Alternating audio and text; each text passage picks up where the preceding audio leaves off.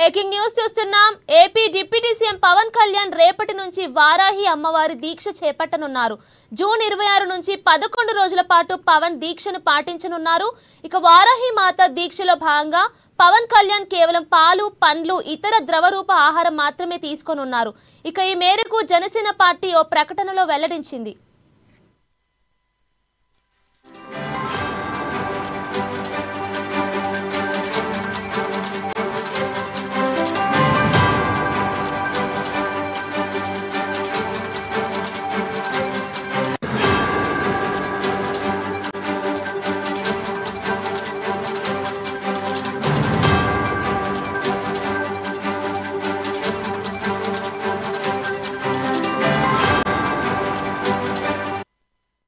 AP deputy CM Pawan Kalyan రేపటి నుంచి వారాహి అమ్మవారి దీక్ష చేపట్టనున్నారు. జూన్ 26 నుంచి 11 రోజుల పాటు పవన్ దీక్షను పాటించనున్నారు.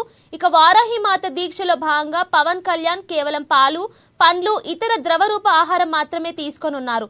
ఇక ఈ మేరకు జనసేన పార్టీ ఓ ప్రకటనలో వెల్లడించింది.